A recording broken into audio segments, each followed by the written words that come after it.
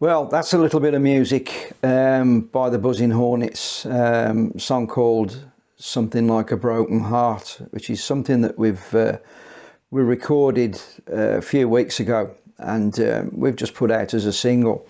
Now, a lot of people have asked, you know, me or whatever, where did the Buzzin Hornets come from? Where's the name come from? Well, for those that don't know, we sort of started off all the rock and roll and all the fun stuff with a band called the Pitstop Boogie Boys in F1, which was just a little bit of a pickup band with people from around the paddock. People like James Allen, Louise Goodman used to get up singing with us. We've got Chris Dinage from Lotus, Denny Baker from Tyrrell, Paul Lasur, Meathead from Brabham, Vaughan Tisley from Goodyear, and we used to just do a few jams and just have a little bit of fun with it. And I'll go into a lot more of the music in sort of like a later video, but it was just one of those things that we sort of you know, we had a bit of fun with, usually at end of season, but certainly at Silverstone, at the after race parties that Eddie used to put on, and we'd bring a truck into the paddock and we'd set up all the gear on the truck and just have a good time after the races. And we sort of we carried that on for, you know, 2 or 3 years, until really I'd sort of left at the end of '92. I'd had enough of travelling, and so I departed the scene. But after that, Eddie Jordan picked up he sort of picked up what I'd been doing really with the band, and he formed the Buzzing Hornets. And of course, at that particular time with Jordan, and they were sponsored by Benson & Hedges, and lots of times they were in with tobacco advertising being as it was, they weren't allowed to use the Benson & Hedges logo, so or the name. So Eddie and other people came up with the Buzzing Hornets. And of course, they're probably one of the most iconic brands and images that Formula One has ever had.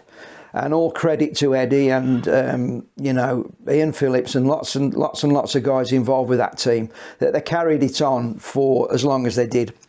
But Eddie, you know, he would have his big parties, and then after I think 3 or 4 years or something, the Buzzing Hornets sort of in a way sort of fell by the wayside. And Eddie, he'd got, I think he got Eddie and the Robbers, and I think he got, you know, it's a bit of an apt description for him, but here you go. But no, Eddie's always been a keen drummer and enthusiastic, and you know, he knew a good few people, so he's put on some good parties. But yeah, I mean, really after that, I'd gone on through, you know, I went back into racing, but we didn't really do a lot with the band. But in more recent years, I've been doing different things, and I thought, well, nobody's using that name. Nobody's using the Buzzing Hornets name. You know, and I thought, well, it was me that kicked off all the F1 rock and roll music sort of thing.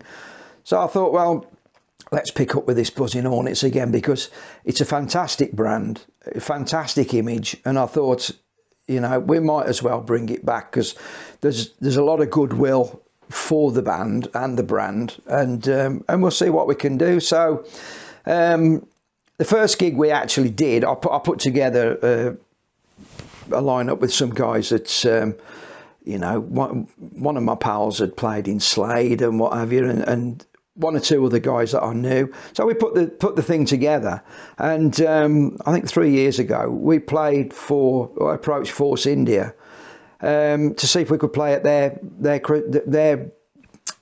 Grand Prix party, and so we did that. We played on we played at the Jordan Force India factory. We did a show there, and then we played over at the main Woodlands campsite, which was where they have all the bands and that, and that was good fun. And then we did a few more gigs, and then one or two people start to drop out. I mean, the Buzzin Hornets, I mean, really from day one. I mean, they've been going about 30 odd years now, and we've probably had, I don't know, 50 odd musicians go through the band in one form or another. But I've been determined to sort of, keep it going. And in more recent years, we had quite a steady lineup. And never, I mean, the thing is, we're never going to recapture what we had before, because those days are gone. We're all older guys, but we all enjoy playing. But we've carried it on for as long as we can and had fun with it. But last year, I decided to try and sort of up the ante a little bit, and I'm thinking we haven't got long left in this game. Let's see if we can do something a little bit decent. So I had the idea of because the music the Hornets plays is sort of very much it's sort of a country Tex-Mex Americana type thing. And for those of you that have heard of the Mavericks, they're an American band, had a huge hit with a song called Dance the Night Away years and years ago. And I decided that I would sort of take the band down this route a little bit and put together a show called Dance the Night Away. But for us to do it on our own was, we'd probably get a few gigs. But I thought, if you're going to do something like a Mavericks band, why not try and get one of the Mavericks to come and play with you? So, me being the cheeky so-and-so that I am, I got in touch with a guy called Robert Reynolds, who was a founder member of the Mavericks and was around in all of their sort of big days, and not at times like when they played 6 sold-out nights at the Albert Hall and things like that. But anyway, Robert he'd left the band 2 or 3 years previously, and through social media I got hold of him, and I said that what we were doing, would he be interested in sort of getting involved with it? And Robert had had a quiet period in his music life, and he was sort of taking stock of life, basically. And I said, look, we want to put this thing together. I said, if I put together a bit of a UK tour, would you come and play with us? And to be fair, to start with, it was it was a little bit, well, is this going to work? I mean, I've played in a Grammy award-winning band. Who are these guys in the UK? But then when he heard us, he said, he says, I want to do this. So we actually booked up a UK tour for last year, and it was going to be small theatres and, nice clubs and that sort of thing. Robert was all ready to come over, and bang, we got hit by COVID. And it sort of brought everything to a full stop. We did manage to get a little bit of recording done in the meantime, and we did sort of some, like a lot of bands, we did some lockdown recordings. And I'll play you a little clip of what our version of the Mavericks song Dance the Night Away, and we were really fortunate to get Robert Reynolds to play on it with us and to appear in the video as well. And we had to stitch it all together from mobile phone footage and everything like that. But But yeah, we had a lot of fun with it, and but it's been so frustrating that we've not been able to take it any further at the moment.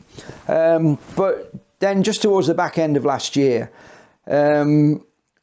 Robert had written a song a few years ago for another American duo, and in conjunction with those guys, called Something Like a Broken Heart. And it was just a song that I wanted to do. We've got a singer in the band called Bob Gessie, who has really got the voice for it. And so I said to Robert, look, we want to do this. I said, are you happy for us to do it? And he says, go for it. And we put it together, and we've now got it out as a single. It's out on all of the streaming sites. It's on Spotify, it's on YouTube, it's on everything like that. And we're pretty proud of it. And the fact that Robert and the other guy that wrote it, called Jamie Hanna, I mean, they did the version of it. They were Hannah McEwen, and they did the original version of it. And they have both come to us and said, we're absolutely knocked out with the way that you've played this. You know, if we can do anything, any more collaborations in the future, then we'd be happy to. So that's where we are. You know, the Buzzin Hornets, born as the Pitstop Boogie Boys. All these years later, we're still cracking on with it, and hopefully, maybe later this year we might be able to get some shows going. But until then, have a listen to the song again and see what you think, and we'll see you out there sometime.